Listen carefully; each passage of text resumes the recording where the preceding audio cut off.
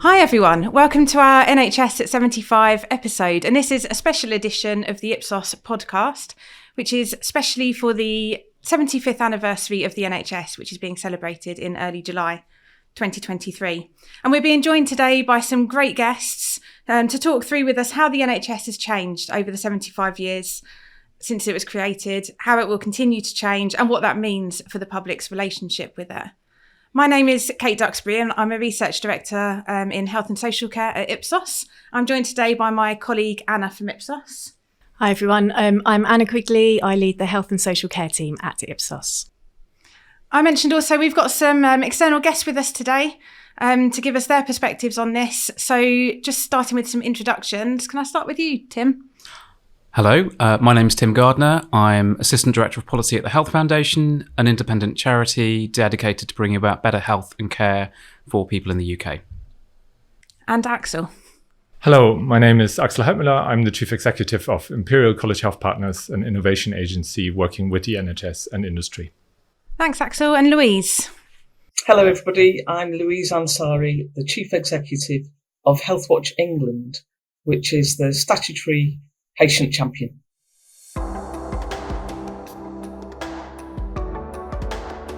We're so pleased to have you joining us today. Thank you so much for your time. We've brought you together to reflect a really nice range of views and perspectives and experience of the NHS. So thank you ever so much for your time. Really looking forward to hearing what you have to say. And it's a great time, of course, to be reflecting on the NHS because it's the 75th anniversary, but also because of the challenges it's facing at the moment. So we're going to start off just by going around each of our guests and asking you to tell us a bit about what do you see as the biggest trends or developments in the NHS over its 75 years? And crucially, what do you think that means for the public and for patients? Can I come to you first, Tim? Absolutely. So the trend I would highlight is changing demographics. So we're all aware, I think, that the UK has an ageing population and that has some quite big implications for the health service.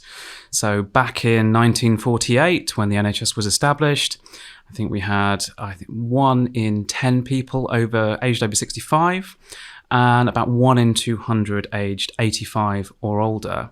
When we get to the present day, the number of over 65s has pretty much doubled as a proportion of our population, and the number of over 85s has gone up by 4-fold. So that's a pretty big shift, and it's a shift that is expected to continue. Now, it's not simply the case that older people use the health service more and therefore that's going to have implications. The use of healthcare does generally increase with age. However, the amount of healthcare we use tends to be greatest in the year before we die. So age isn't by itself a particularly big factor. But the last 75 years have seen some really big shifts in the healthcare needs of the population. So to highlight 3 of those, our needs have gone from, what we call the burden of disease has shifted more from infectious disease towards non-communicable diseases like cancer, heart disease, and diabetes. We are seeing a shift away from episodes of acute illness towards more long-term conditions that need ongoing care and support. And then finally, we're seeing a shift in needs from relatively simple things to more people with multiple long-term physical and mental health needs. That has big implications for the health service. It means that if we were designing the health service from scratch in July 2023, we probably wouldn't end up with the system we designed in 1948. Some things would look the same. So having universal coverage, a system that covers everyone, pooling funding at national level and allocating that out in line with population need, a list-based system of general practice, these would probably all be the same, but other things would be different. We would put more emphasis, I think, on prevention, on primary and community care, and there'd be much more focus around integrating services around people rather than expecting people to fit round the silos that services tend to exist in.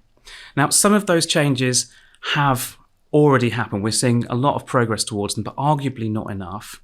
And because these trends are expected to continue, then what the future holds for the health service and how we relate to it, it can be bound up in adapting to some of those shifts.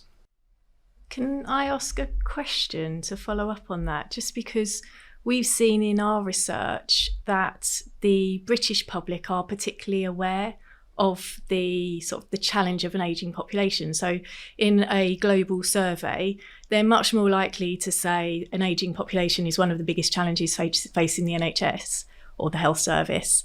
I think the only countries that are more likely to say it are China and Japan. So is that something to do with our population, or is it something to do with our service? Why are we more likely to say it than other countries, do you think? It's a great question. I'm not sure I know what the answer is, frankly. Why we're more likely to say, I don't know. I mean, we talk about it an awful lot. Yeah, maybe we're just more aware of it. I don't know. We may well be more aware of it. Our latest polling with Ipsos does suggest that it's one of the things that people think the health service is least prepared to handle. I think it's 17% of the public think that the health service isn't prepared for an ageing population.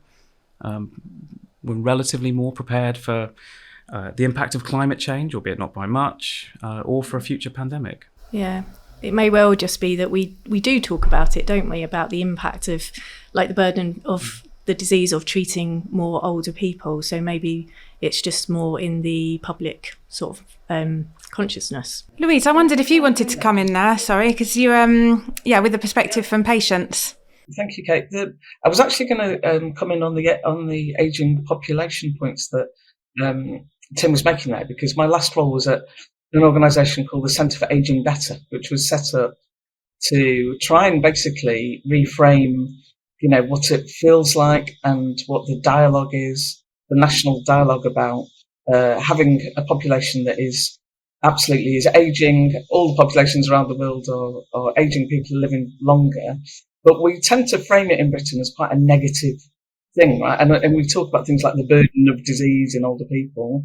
And we've got to remember, though, that one of the absolute crowning glories of the NHS is to give us all longer lives. I know it's not just about the NHS, but in the time of its existence, life expectancy has increased significantly. Now, we know it's levelling off, and in some groups it's actually falling, but developments like statins, for example, have meant that people are living longer, even if some of those years aren't the healthiest years at the end of their life. Now, we've got to think about what, as you said, Tim, what that means in terms of healthcare provision, and it shouldn't be rationed, and there shouldn't be ageism in the delivery of healthcare. But it is absolutely a factor that seems well known, and we need to surface it more and think of solutions in terms of healthcare. What does that mean for patients, Anna, the ageing population? Tim's described how the model might have been set up differently. I mean, how do patients with these different types of conditions?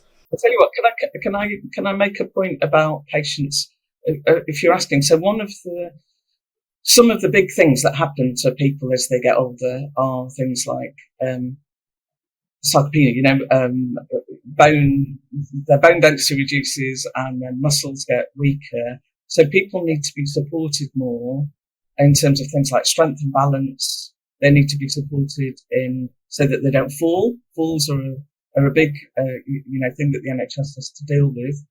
It's a big area of admitting people into hospital, but also areas like managing long-term conditions. So millions and millions of people have already got type 2 diabetes and type 1 diabetes, and more people will have diabetes. More people will have multiple long-term conditions, heart disease, diabetes, COPD. So it's about managing the long-term conditions and people having the support for those as they get older, as well as things like falls and frailty. The other aspect that I think is worth reflecting on is, you mentioned that you'd still probably have a list-based sort of general practice or primary care approach. But of course, one of the things that we hear mentioned quite a lot is the loss of the family doctor. And I guess that is something to do with, when it was set up, it was quite a different model. And I think that's something to do with population shift, and, people don't have that same relationship with their doctor. We see in our GP patient survey that a few years ago, so in 2018, I think about half of people said that they had a preferred doctor that they would usually want to see or speak to. Over the last few years, that's fallen. It's now about 4 in 10, I think. So it's not a massive shift, but it's starting to go down. And I think that's probably linked to something to do with people moving around and not living in the same place. You know, it used to be that you would live in a place, you'd go to your doctor, you know, they'd know you when you were born and know you up until you died. So I suppose there's something about some of those features, like you said, you would still build in. There's still 4 in 10 people who want that relationship with their doctor because of continuity of care and long-term conditions and all of those sorts of things. But there are others who possibly that isn't what they want, and they want faster access. So you'd probably build a slightly different model on just on those bases to try and make sure that you're meeting the different needs of these different types of population that we've got now. Going back to your point, Tim, as well, about if you need a more integrated system, you have people with multiple conditions, you need to try and join things up better. And I wonder, I might move us on there to Axel's trend or development. What would you like to talk about, Axel? Well, it's fascinating, obviously, to look at these demographic trends. And, Louise, you mentioned that life expectancy has gone up by, I think, 20 years since the NHS was developed. That's a long time, and it's leveling off. So I'm fascinated by what has actually led to that, right? What has sort of medically driven some of these population trends. And it's fun to look at what we didn't have in 48 in terms of, medical innovation. And there's quite a lot. For example, we didn't have CT scanners or MRI scanners that came in the 60s and 70s and 80s. We didn't have a lot of the vaccines. Speaking about public health, we didn't have polio vaccines. We had the flu vaccine, just about. We didn't have HPV vaccines, MMR vaccines, and so on. So there's quite a lot of pretty fundamental stuff that we now take for granted that just wasn't there in 48. And that has also led to, I think, a tenfold increase in spending. So it hasn't been for free, but it has given us 20 years of extra life expectancy. So in many ways, some of the trends that now are putting a lot of pressure on the NHS are the result of medical progress. So take cancer. Cancer was pretty much a sort of 50-50 lottery and treated very aggressively. Now we have personalized treatment through, genomics and other bits. We didn't understand the DNA until 53. And we're still now today grappling with what we should actually do with this knowledge, right? It's only now that we're starting to talk about personalized medicine, which I think is picking up the theme that you have started there about, is this rigid one-size-fits-all model still appropriate given the kind of technologies that we now have and the knowledge?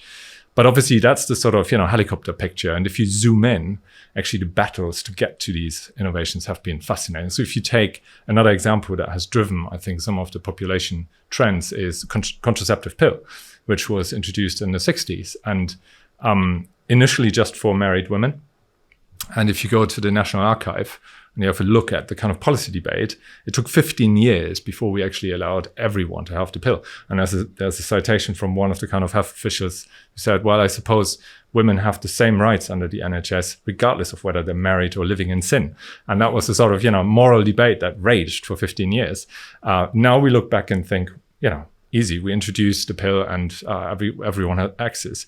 But then if you look at what it has done, not just obviously has given women a lot more freedom, it has changed the labor market profoundly because labor market participation of women in the 70s increased significantly. There are studies that suggest it has also reduced the pay gap between women and men. So medical innovation has not just led to longer lives, it has also profoundly changed the society that we live in. And obviously the conditions that Beveridge initially had in mind, right? I mean, when he set this up, it was an episodic healthcare system. Now, Tim, as you have said, we live with chronic, very complex diseases, and that probably requires a completely different way of thinking about this.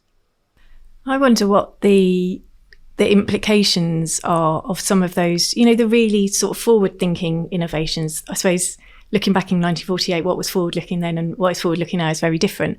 But do we know enough about how they're going to affect how we use the NHS, how we see the NHS? I suppose I'm thinking particularly about genomics.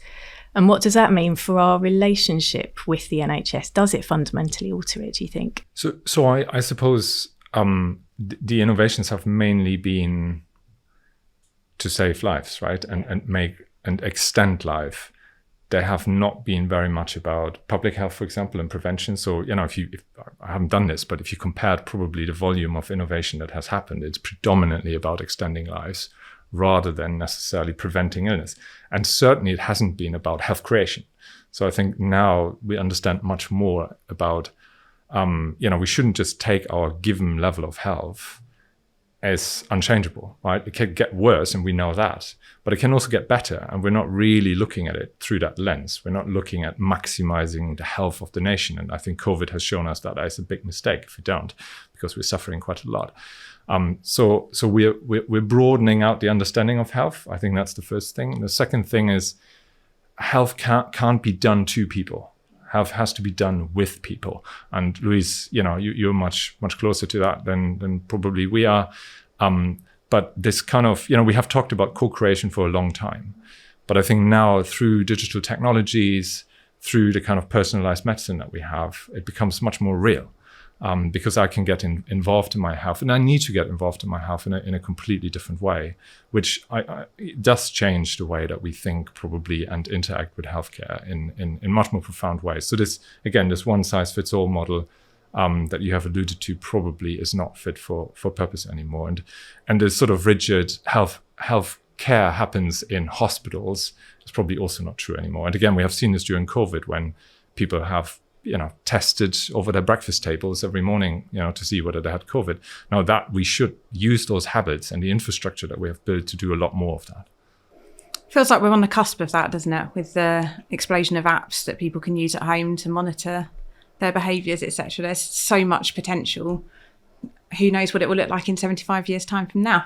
No, completely. But I think you're also right that, genomics, artificial intelligence are not things that people fully understand, and it causes anxiety. And so working with the public in genuine ways where you put jeopardy on the table and say there are no easy answers, for example, around genomic testing. Do we want to know all the diseases that we might be encountering in our lifetime, especially if we don't have cures, take Alzheimer's and so on. We don't know what to do with these things. Do we want to know that we're likely to encounter them? Discuss, right? I mean, I don't think there are right or wrong answers, but that's probably another space to work with the public on. And also not just, the implication for yourself, but also for your family members as well. Because we did a dialogue on genomics a few years ago, and it was looking particularly at the social contract people have with the NHS. Obviously, they didn't talk about it in terms of the social contract, but they did talk about fundamental principles like reciprocity, altruism, solidarity, things like that. So sort of the give and the get. So, there are certain things that we do, like turn up for appointments, look after ourselves to some extent. Certain things we expect from the NHS in return for that, like the best treatments and doctors doing their best for us. And one of the things they looked at was what difference does the advent of genomics have on that social contract? And in lots of ways, people said it doesn't really make that much difference because the fundamental principles are the same, but there are some things that change. So things like, at the moment, I might, I'm honest when I talk to my healthcare professional.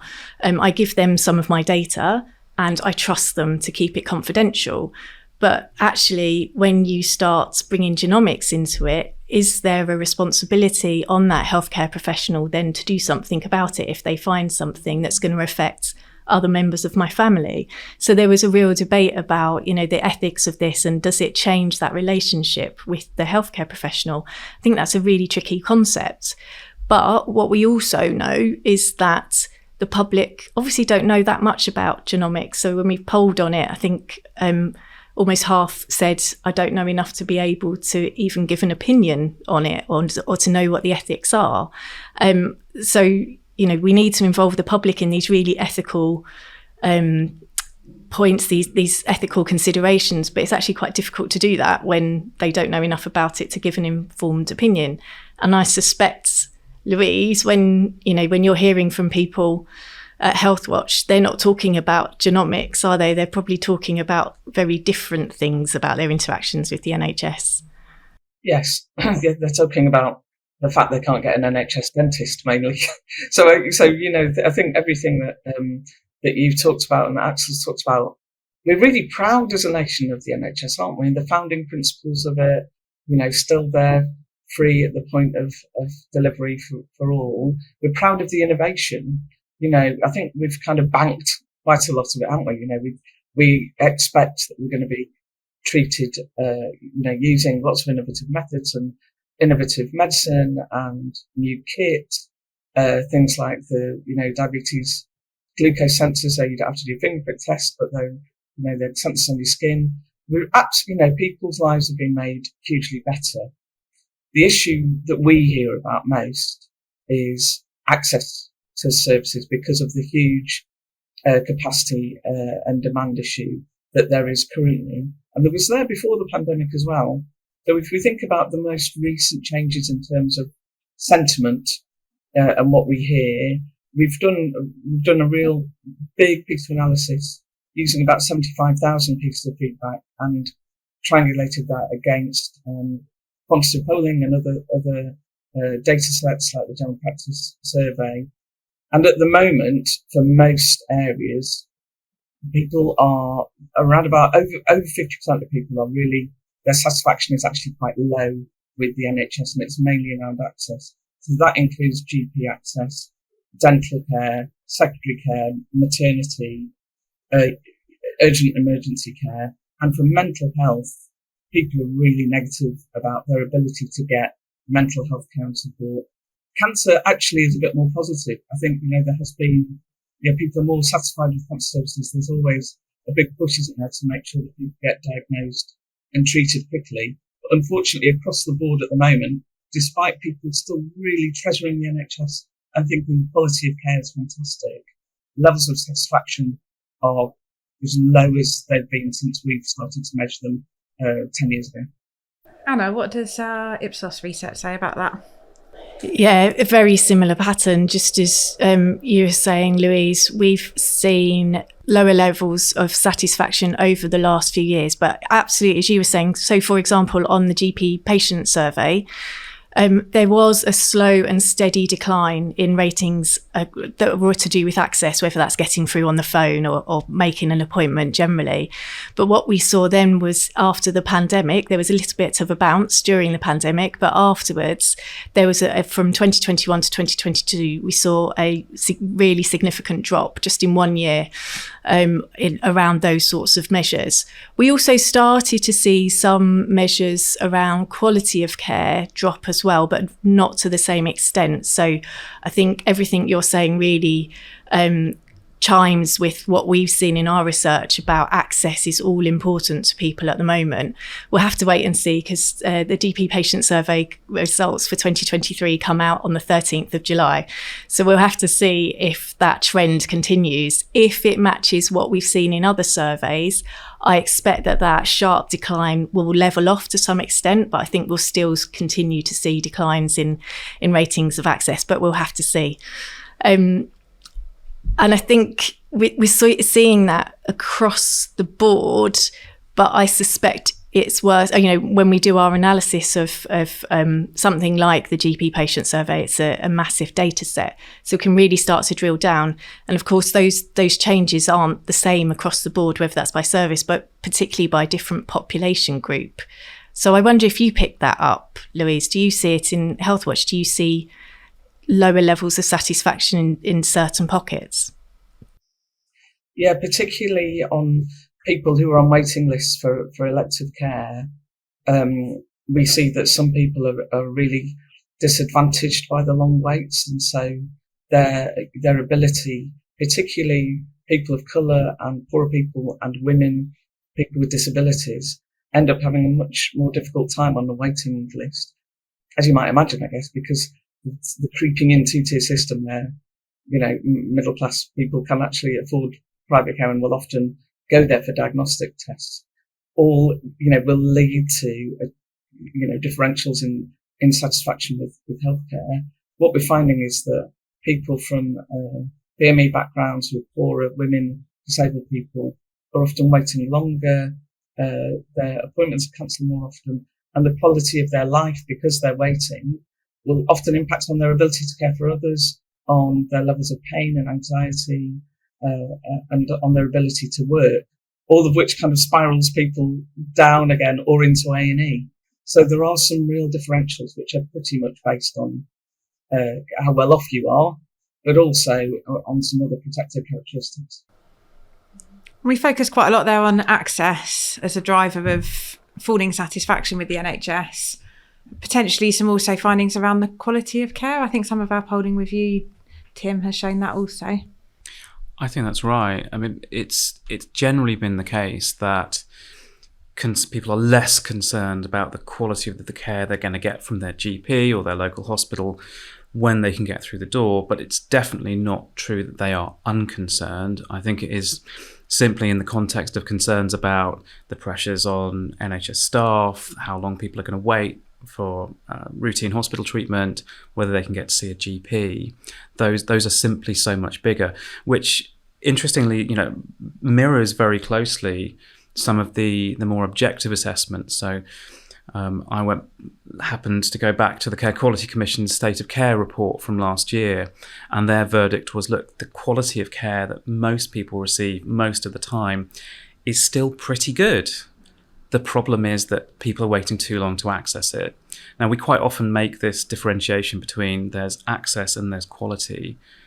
They're part of the same thing. Access is part of quality. The quality of the clinical care that you get in the consulting room or in the operating theatre may still be as good, but if you can't access it when you need it, then the overall quality that the system is able to provide is a real concern.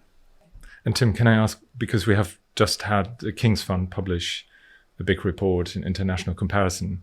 So access and quality, what about outcomes? How are we doing on outcomes? Isn't that what we should be most concerned with? And from what I can see in some of the international data, we're not doing particularly well. No, that's right. So I think on outcomes, certainly from an international perspective, it's a real mixed bag. So there are some areas like notably cancer survival, where the UK 5-year survival rates tend to lag behind what we see happening in Europe.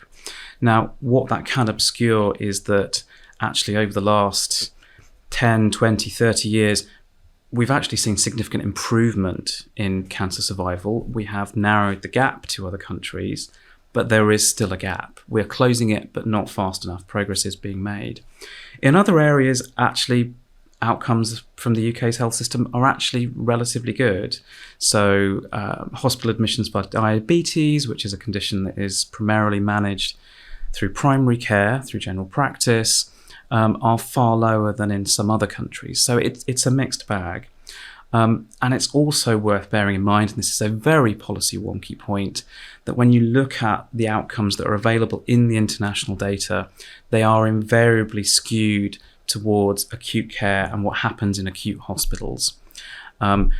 Whereas the vast majority of healthcare activity happens in primary and community services. So I think for every hospital admission or A&E visit, there are at least 10 patient contacts in general practice or community services, not including things like dentistry.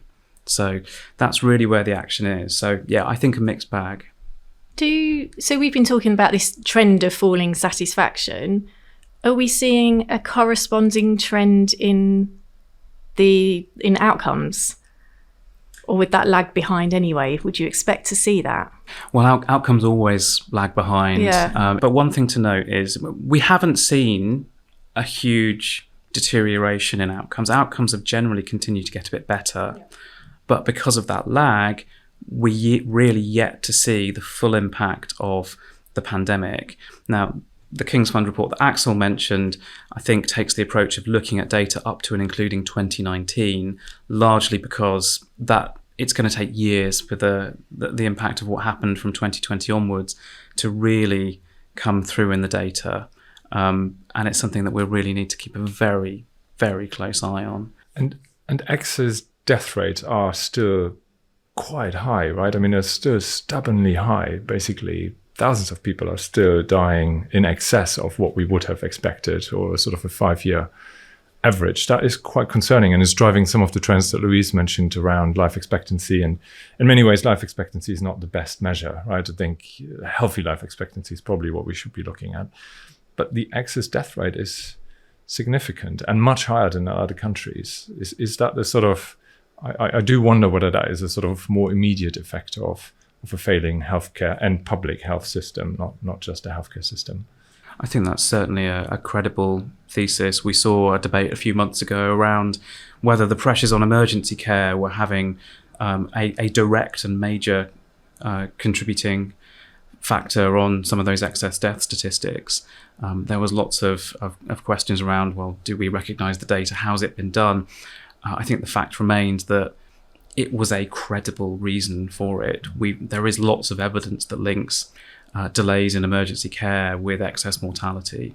So it's certainly something that seems like a credible thesis. Whether or not the data is absolutely correct or the analysis is absolutely the right one to do. Really interesting discussion about excess death and outcomes, and we know that we think that obviously we know that the waiting list for elective care is absolutely huge at the moment, but then there are kind of other waiting lists behind that. There's the waiting list for people to get a referral for a procedure, and then there's a whole other group of people behind that who didn't come forward and get their tests during care. They didn't have their health checks, they didn't have their hypertension managed, they didn't have their lipids managed. So actual rates of coronary heart disease, of stroke potentially. It may well be that those are starting to feed through into excess deaths because, the long tail of everybody staying at home and not really going to their GP so much for nearly 2 years has been massive, hasn't it? And as a colleague said, very difficult to measure exactly how that presents. It was also, given that we know that more people, if you smoked, you smoked more during lockdown. If you drank more during lockdown. And actually things like cirrhosis deaths, I think, may be starting to have an uptick, which we need to look at all of the elements of what happened during COVID and what the impacts are in terms of excess deaths and excess, long-term condition development. And beyond the pandemic as well, I think, Louise, isn't it? Because people were still not going to the GP or not trying to make appointments because they find it difficult. So we're still baking in that sort of demand that hasn't come forwards yet because people are staying at home. Can I be positive for a minute, Kate? Because it's so easy, isn't it? I'd love it. I'd love it, Louise. Go for it. Yeah, it's so easy to get into like the doom and gloom, isn't it, when we're talking about the poor old NHS, and it's everybody who works in the NHS desperately wants to do their best. Patients and the public and communities. And you could see that during COVID as well. Vaccination effort was just phenomenal. And a lot of that was co-created with patients and communities. We found that they really listened in real time when we're saying, promoting the vaccine in that way to Afro-Caribbean people that didn't really work. And they were changing it as we were sort of feeding in information. So that was brilliant. But also in primary care and in UEC, and on the elective list, we are seeing lots of really good innovation locally. We're seeing GP practices do things like have in your birth month, call you in. There's a really great practice in Surrey that's doing that and give you a whole raft of checks. So a move towards proactive treatment, a move towards better access through things like cloud telephony, a move towards much more hospital at home and digital development that Axel mentioned or implied that was one of the great innovations. And people are delighted with that. They're really happy with virtual wards and BP monitoring at home, really open-minded in terms of what can release the pressure, but also the kind of treatments that are developed with them. So an interesting sort of trend of almost democratisation of working with patients more to manage their conditions, etc. Well, I wouldn't go that far. Not sure there's been democratisation. I think there's still a fair bit of paternalism in the system. I think it's very patchy. I think people who work in healthcare are so pressured that often they're a bit worried about asking people, whether or not it works for them. So as it happens in lots of places, and that's where the best care happens. But I think listening and, an equality of approach, we're still a bit away from that in terms of what the culture is in the NHS. Equality of approach, but not necessarily one size fits all, Axel? Yeah, certainly not. I mean, I do think we're sort of either at the cusp of something very special, or, we go down the kind of NHS dentistry route, which is effectively now a service that is no longer in existence. And we have to choose, right? And I think we have the means to go down the other way into a much more positive world in which we can personalize and democratize healthcare. I think those are probably the two big trends.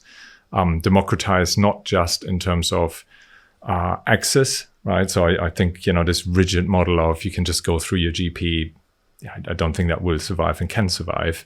GP lists may not survive. If you're really serious about integrated care, and if we really want to embrace the integrated care systems, which I think we should have a moratorium of no structural changes for the next 10 years, right? That would be a sort of big ask for the birthday, I suppose, from me. But if we do that and we embrace integrated care, then you would think about the constellation of services and access to services in a very different way. And it might differ place by place. London is very different from other parts of the country, obviously, and it's very easy to get sort of trapped in a kind of London bubble. But, why wouldn't we have more services delivered through pharmacies? The announcement a few days ago on lung cancer tests, yes, drive the lorry into a supermarket car park and do that. Why not, right? We know that men are much more amenable to all kinds of tests if you go to the changing room in a gym, because it's the social environment that matters for them. So if you wanted to get into, population health and public health, those are probably the places where you want to start. And then you free up some of the traditional places to look after the complex needs that are clearly emerging. So, but that requires that we change the incentives fundamentally, right? So this kind of top-down, long screwdriver from Whitehall approach that we have been basically adopted since 48 is not going to be viable. If we want innovation and sort of entrepreneurship and new models emerging, we have to free up people to kind of do this and align the incentives. And I think the examples are there in front of us around the world. Tim, you may want to come in on this, but integrated care in the States works in many parts. There are examples from Europe where integrated care works, but you give, ICSs, multi-year budgets. This can't be done in a year. You have to have a longer time horizon. You have to cut them into the savings that they might make or the kind of efficiency that they drive. And in return for more autonomy, you hold them to account for outcomes. So absolute transparency on the care and the outcomes and the data is, I think, the other thing that we need to do, which is now also possible. All these things are now possible through technology, right? Because we have digital, we collect a lot more data. So I think we have all the kind of ingredients. Whether we manage to bake the right cake is sort of, it's a political question, and I think it requires now a relatively big shift and some political courage. Okay. So we've talked about falling satisfaction. We've talked about how actually there are some opportunities here to do things really well, to make the use of new technologies, to do things better, to personalise care, listen to people. The NHS model as a whole, is that still intact, or do we need to start thinking about that? What do the public think, Anna? So, we have been seeing this falling satisfaction. We've been seeing not just sort of perceptions changing, but also experiences getting worse. But we are still seeing that the public fundamentally believe in the NHS. From our work for the last few years for Health Foundation, we've seen that maintain. We know that the public are still proud of the NHS. In fact, it's still the thing that makes them proudest to be British in the most recent polling, above things like the royal family, our history, our culture, all of those things. So there is still this attachment. There's a belief in the founding principles. There's a belief that this is the right thing to do. And I think that's largely linked to that sort of universal coverage that's free at the point of delivery. They still want that. But they do want some things to shift. And I think they're willing to embrace some of those things. So when Axel was talking, I was thinking, so if we've got all of these examples, why aren't we doing it? And so one of the answers may well be because the public aren't ready for it. But I don't think that's true. When we talk to the public, they're really ready to embrace new ways of doing things, especially if you involve them early on in what that looks like. Whenever we do deliberations with the public, they're always really willing to go along with a new idea, a new way of accessing a service, a new design for a service. They always come back to, actually though, how will it work for this group of people, or and they do think about individuals and different groups of society. So it's not that. So I think it is what you said, it's more about the incentives in the system, because I think the public are very much there. They want to see an NHS that looks largely like it does at the moment, or at least feels like it does. But, those points, those interactions that they have with it, they want those to take place in different ways, I think. And I think that's the other side of democratized healthcare, because we're missing a trick not to get the public to pull some of that, transformation. Yeah. I think, Louise, you mentioned, did you mention inclisiran? A new way of dealing with cholesterol and so on, which is an injectable, real issue to get this into the NHS, even though it is a pretty good replacement for, some of the older treatments. Did we at any point tell the patients that this was available? No. But I believe if we had done, there would have been a lot more public pressure actually to adopt these things, right? And we can do the same with all these kind of innovations, and also new ways of working, to give the public more voice in actually shaping it and pulling some of the kind of things that are working, to make it almost inevitable, like other markets would do it, right? In a competitive market, if the consumer sort of, jumps onto a particular way of doing business, then usually things happen. That's much more difficult in healthcare. But we're not even exploring the sort of limits in which you could do it in healthcare. So a lot more information to I think, the public would help unlock some of that transformative potential. Do you have any thoughts on that, Louise? Yes, absolutely right. I didn't mention that particular drug, Axel, but I think you're absolutely right about, asking people what they want and need, and encouraging that kind of pull from people. So when we've done things like, for example, look at blood pressure at home, blood pressure monitoring at home, people absolutely love doing that. They're really happy to do it. Stops a visit into the GP.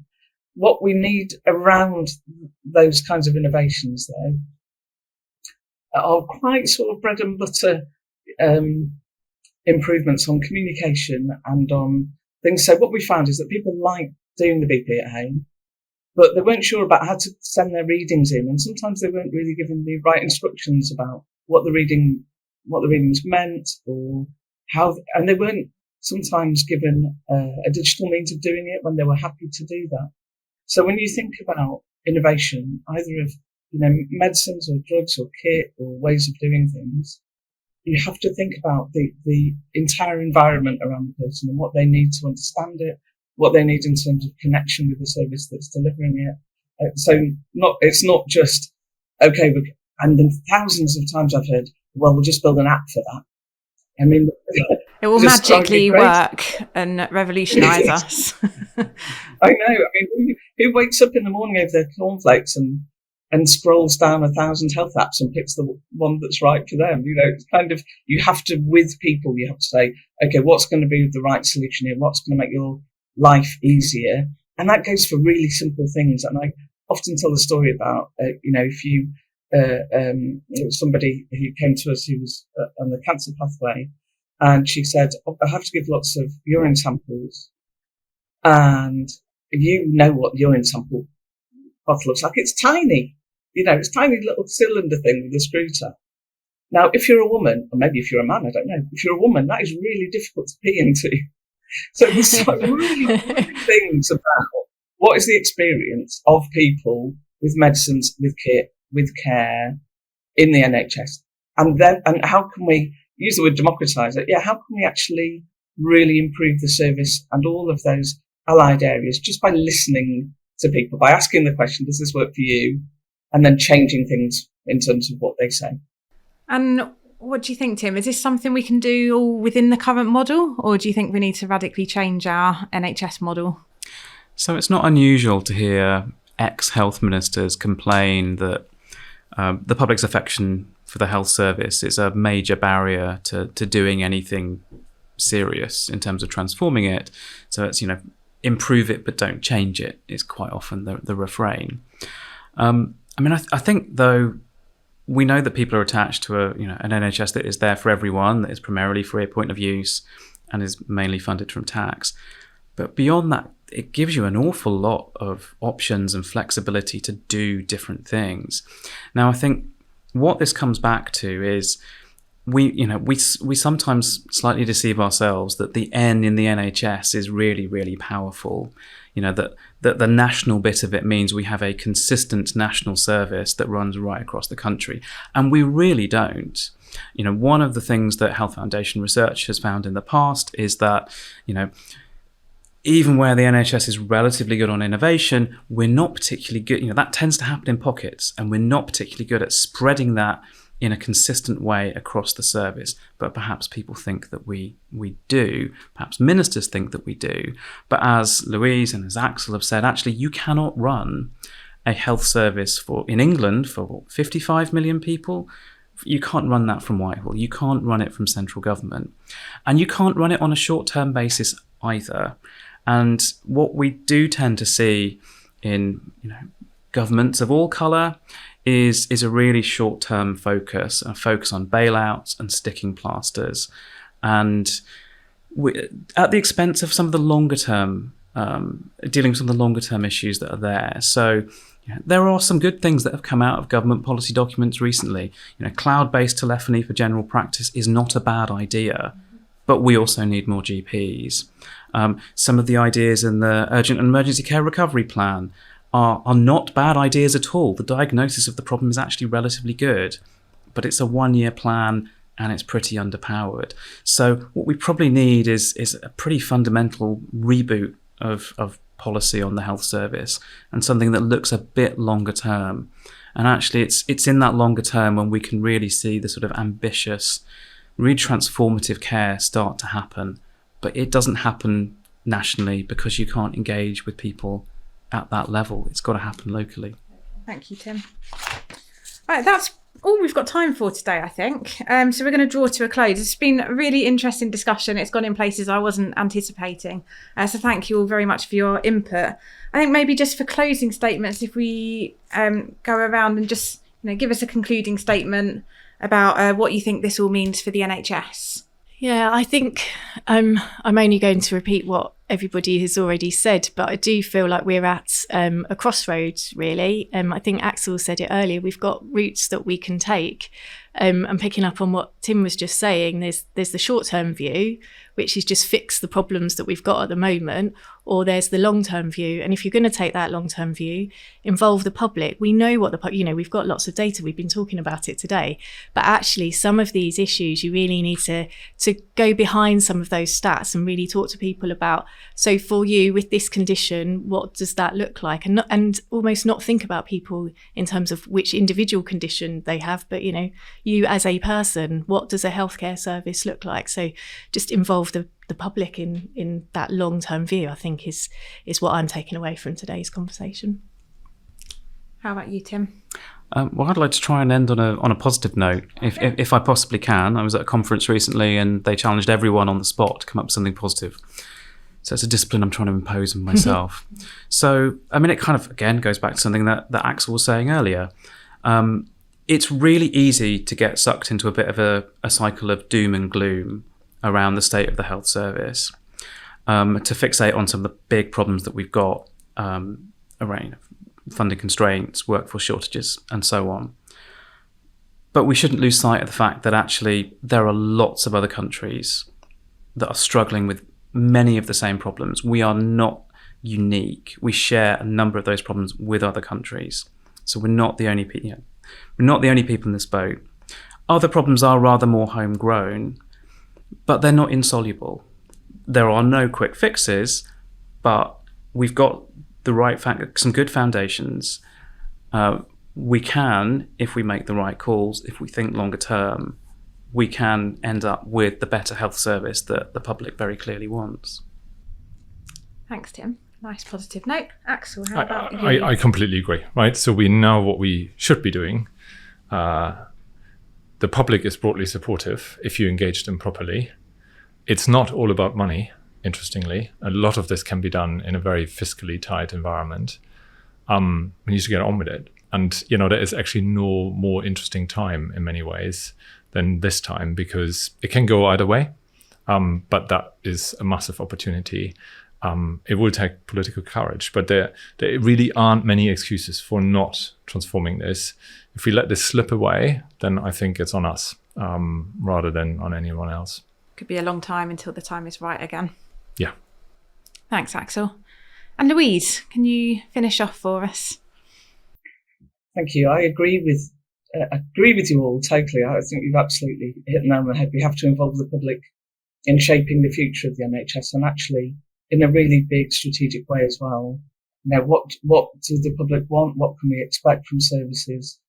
To be honest, I think improving access, and part of the solution to improving access being a kind of innovation and a technical one, is going to be a long-term project for the NHS, and also grasping the nettle of moving resource out of the acute sector into primary care and community care is something that we absolutely have to do to support people stay well and, as Axel said earlier, create health rather than just treating people when they're absolutely at their sickest.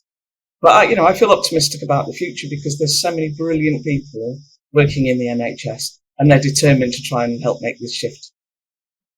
Thanks, Louise. That's a nice note to finish on. Thanks very much for listening, and make sure you like and subscribe us and rate us 5 stars wherever you get your podcasts.